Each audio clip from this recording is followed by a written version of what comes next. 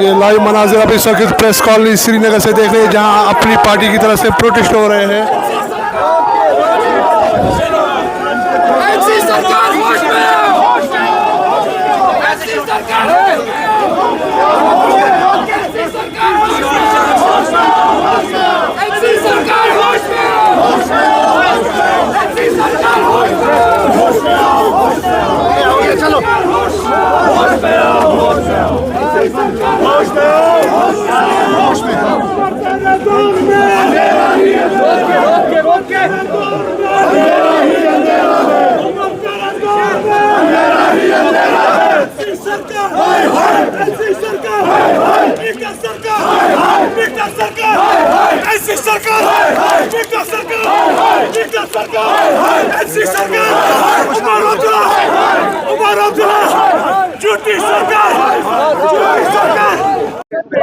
देखिए, ये हमारे कौम की बदकिस्मती है।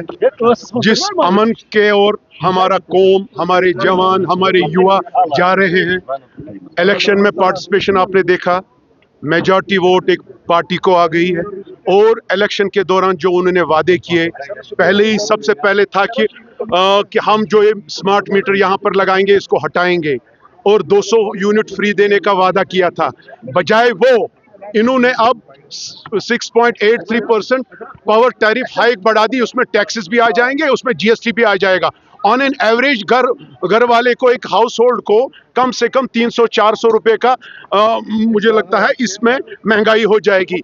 हमारे यहाँ इतनी गुर्बत है, गरीबी है। हमारी स्टेट उतनी बड़ी मतलब सरकार स्टेट नहीं है जहाँ हमारे पास खुद क्या के वसाइल इतने हैं। हमारे लोग इस वक्त सफर कर रहे हैं। बेरोजगारी 10% से ज्यादा बढ़ गई है। लिटरेसी रेट हाई है, लेकिन वो बेरोजगार है। जनजी, हमारे युवा छुप करके बैठे हैं, लेकिन ये सदमा बर्दाश्त करते हैं।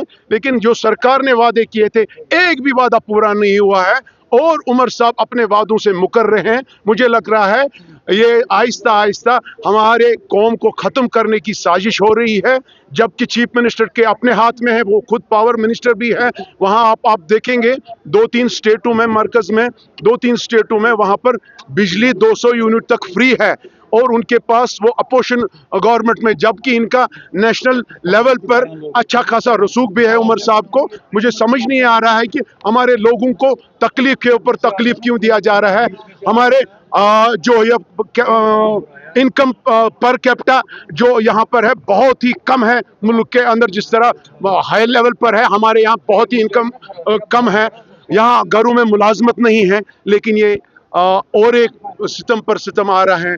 ये टैक्स, वो टैक्स, कल को पानी का टैक्स, पानी का ये म्युनिसिपलिटी टैक्स। अब देखो कितना लोड एक आम गरीब पर पड़ रहा है, एक मिडिल क्लास पर पड़ रहा है। कैसे करेगा अपना गुजारा वो, जबकि नौकरी भी नहीं है, कोई वसाइल नहीं है, बिजनेस अपॉर्चुनिटीज नहीं है, कुछ नहीं है।